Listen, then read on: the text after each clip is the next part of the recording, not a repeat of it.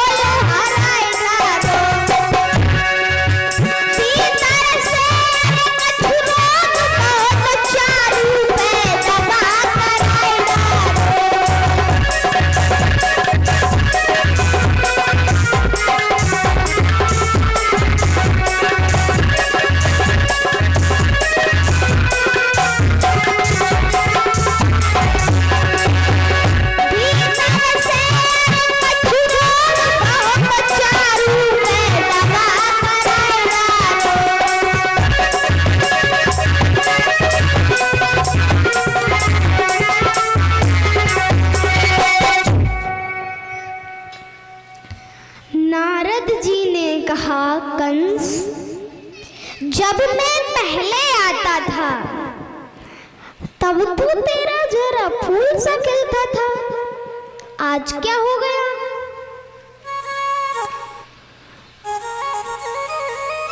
कंस कहने लगा, महाराज, आपने आकाशवाणी तो सुनी होगी, देवताओं ने भविष्यवाणी की कि देवकी का 8वां पुत्र तेरा काल होगा,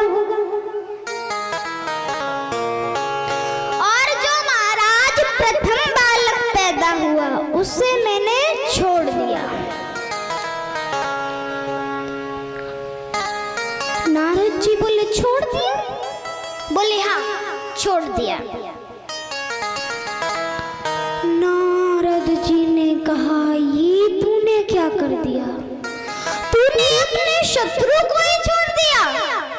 कंस कहने लगा, नहीं नहीं, वो नहीं है मेरा शत्रु, मेरा शत्रु तो 8वां वाला है, पहला वाला नहीं है।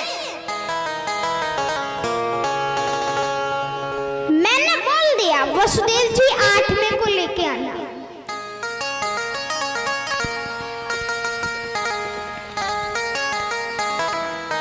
नारद जी ने कहा, कंस तू बड़ा भोला है, तू समझता नहीं है देवताओं की चालाकी।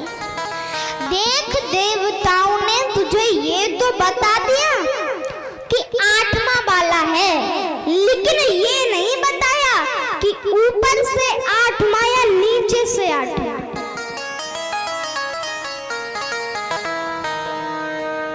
कंस बोला, मतलब? बोले, मतलब सीधा सा है, अगर ऊपर से देवताओं के लिए गिनोगे तो धरती वालों के लिए पहला होगा, और यदि धरती से गिनोगे तो उनके लिए पहला होगा। तो ये तो गड़बड़ वाली बात हो गई। कंस ने कहा महाराज बात तो आपकी सही लग रही है, लेकिन अब क्या किया जाए?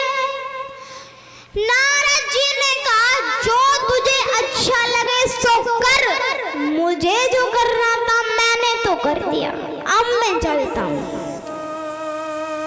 वीणा उठाई और नारायण नारायण करते हुए वहां से चली गई।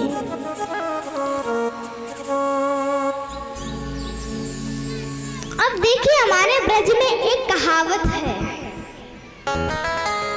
कि मूर्ख और शंख हमेशा दूसरों के बजाय ही बजते हैं।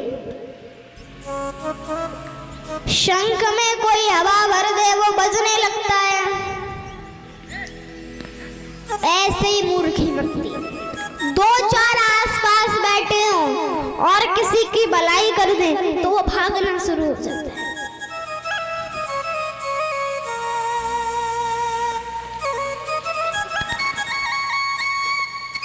कंस भागता हुआ जेल में पहुंचा, देवकी की गोद से वो बच्चा छीन लिया और एक पत्थर पर पटक पटक कर उस बच्चे के चीथड़े उड़ा दिए।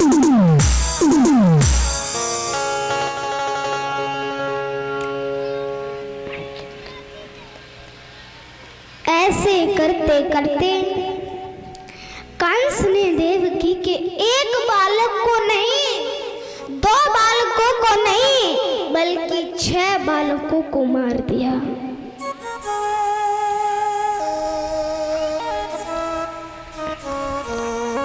देवकी और कंस में कितना प्रेम था, श्रोता उस समय के आगे किसी का जोर नहीं चलता। आज जब मैया देवकी के गर्भ में 7वां बालक आया तो मेरे नारायण भगवान को चिंता होने लगी।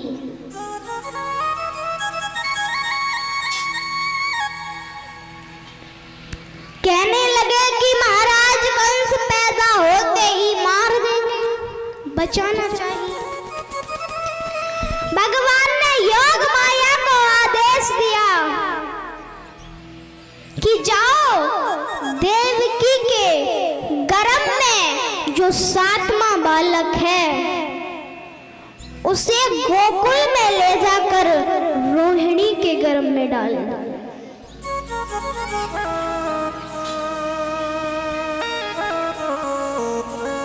योग माया ने उस बालक को देवकी के गर्भ से निकालकर गोकुल में ले जाकर रोहिणी के गर्भ में प्रवेश कर दिया।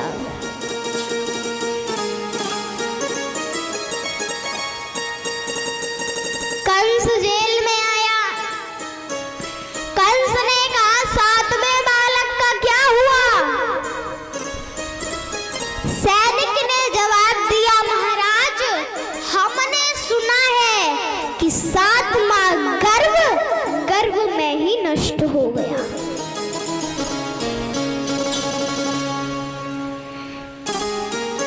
ये कंस हंसता हुआ बोला कि अपने आप ही मर गया, हमें नहीं मारना पड़ा, अपने आप ही मर गया। और खुश होकर के कंस अपने महल पर लौट गया।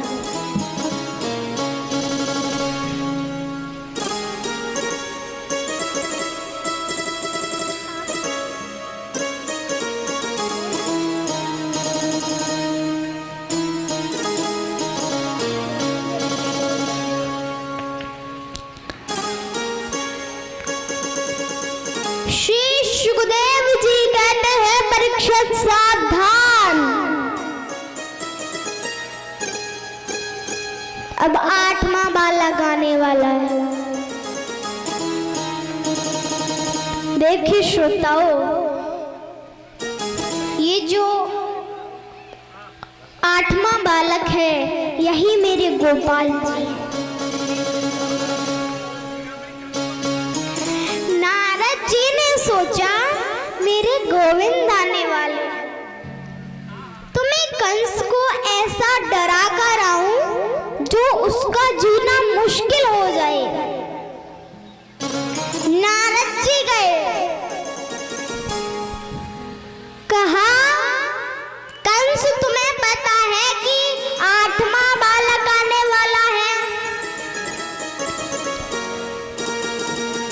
बोले पता तो है, आकाशवाणी ने कहा था कि 8वां पुत्र तेरा काल होगा, लेकिन मैं उसे पहचानूंगा कैसे?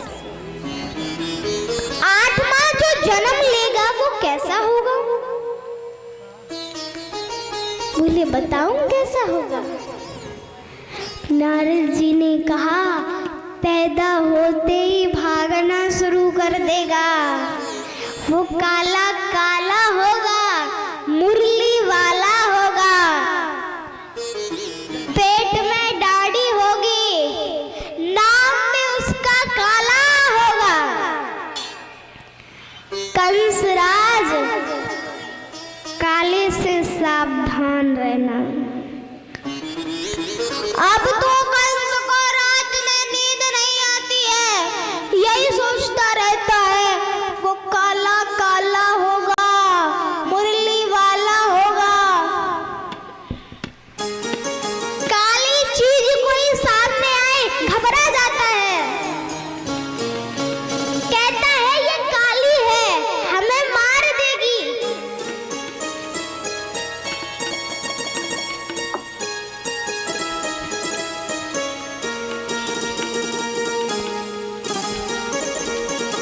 एक दिन कंस आंगन में बैठा बैठा भोजन कर रहा था, तो दाल की सब्जी में काला काला जीरा देख लिया। जीरा अब तो हालत खराब हो गई। सैनिकों को बुलवा करके कहा चारों ओर से कारागार को घेर लो, वो भागने ना पाए।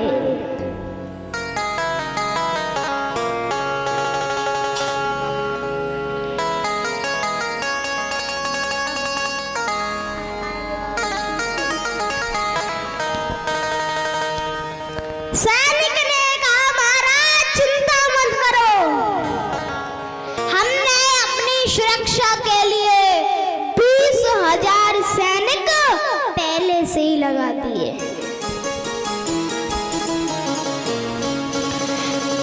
अच्छा मैं आपसे पूछती हूँ कि भगवान का जन्म कब हुआ? यहाँ पे वक्ता और भी आए होंगे, बताया होगा कि भगवान का जन्म कैसे हुआ। परीक्षित जी बताइए भगवान का जन्म कैसे हुआ? किसी को पता है? मैं बताऊं? बताते हैं। भगवान का जन्म हुआ कृष्ण पक्ष भादों के महीने में अष्टमी तिथि दिन बुधवार रोहिणी नक्षत्र रात के ठीक 12 बजे भगवान श्री कृष्ण का अवतार हुआ था। भगवान ने योग माया से कहा सारे ब्रजमंडल की कमान मतलब जिम्मेदारी आपके हाथों में है। योग माया ने कहा कि प्रभु चिंता ना करिए, रात के ठीक 12 बजे माँ देवकी का कारागार बड़ा सुंदर मंदिर बन जाएगा।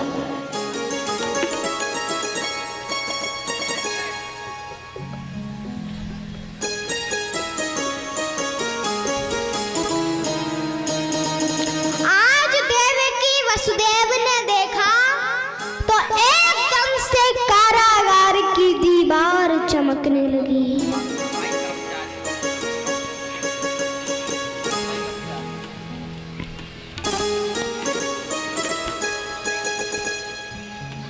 देवकी वसुदेव ने देखा बड़ा सुंदर नौजवान है,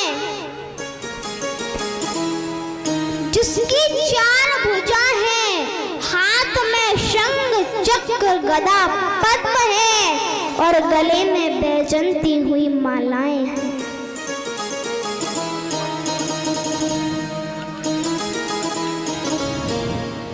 देवकी वसुदेव ने जब ये देखा, दोनों हाथ जोड़े,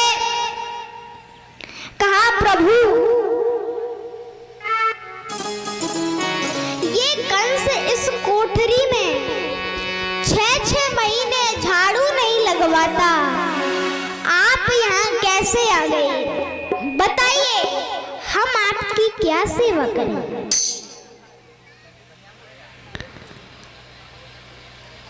भगवान ने जवाब दिया, सेवा करवाने नहीं, सेवा तो मैं तुम्हारी करने आया हूं। देखो, रातों ही रात हमें गोकुल पहुंचा दो। नंद की पत्नी यशोदा ने एक कन्या को जन्म दिया है, उस कन्या को यहाँ लेकर आ जाओ और हमें वहां सुला दो। मैं वचन देता हूँ, बड़ा हो जाऊंगा, जल्दी से इस कारागार से तुम्हें मुक्त कर दूंगा। इतना कहकर के भगवान शिशु रूप धारण कर लेते हैं और देवकी की गोद में आकर लेट जाते हैं। बोले बाल कृष्ण लाल की जय हो।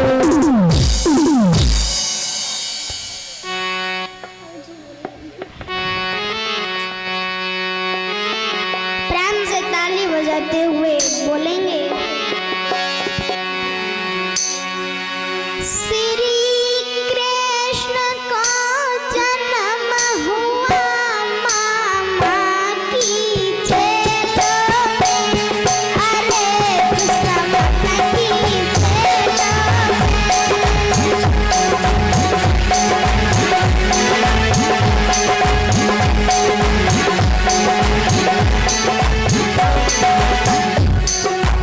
श्री कृष्ण ने जन्म लिया।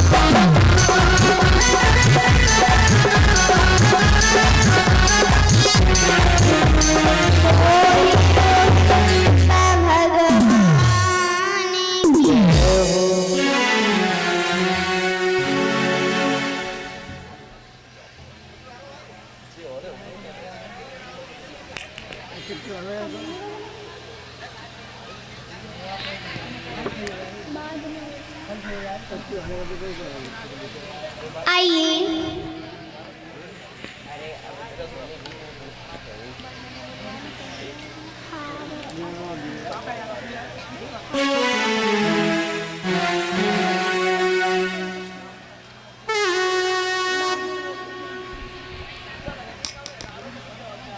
आज जैसे ही वसुदेव ने गोविंद को गोदी में लेने के लिए हाथ आगे बढ़ाया, वैसे ही उनकी बेड़ियां टूट गईं, हथकड़ियां खुल गईं। डलिया में सजाकर कृष्ण को उसमें लिटाकर वसुदेव जी चलने को तैयार होते हैं। एक एक ताला खुलता जा रहा है। कैसे? सभी बोलेंगे। खुल गए सारे ताले, हाय क्या बात हो गई। खुल गए सारे ताले, हाय क्या बात हो गई। जब से जन्मे हैं कन्हैया, बर्बाद हो गई।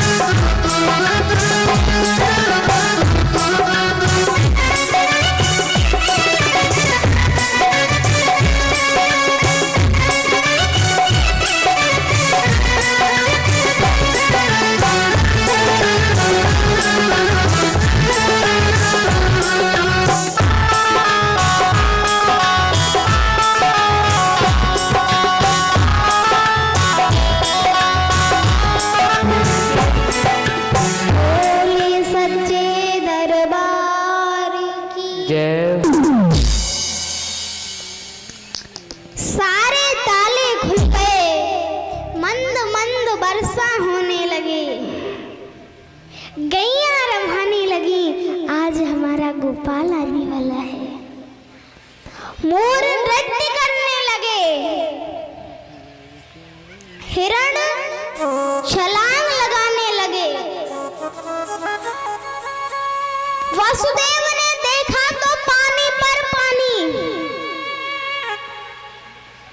लेकिन सोचा चलना तो है। शेषनाग छाया किए हुए हैं भगवान के ऊपर।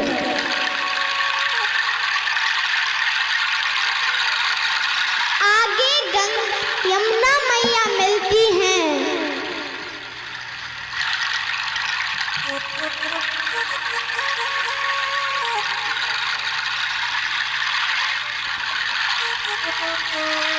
सोचती हैं प्रभु आ रहे हैं, क्यों ना चरण स्पर्श कर लूं। तो क्या होता है,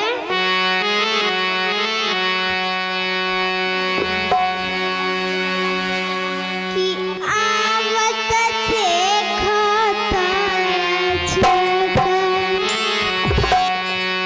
कि आवत देखत अछत, चढ़ी आई यमुना।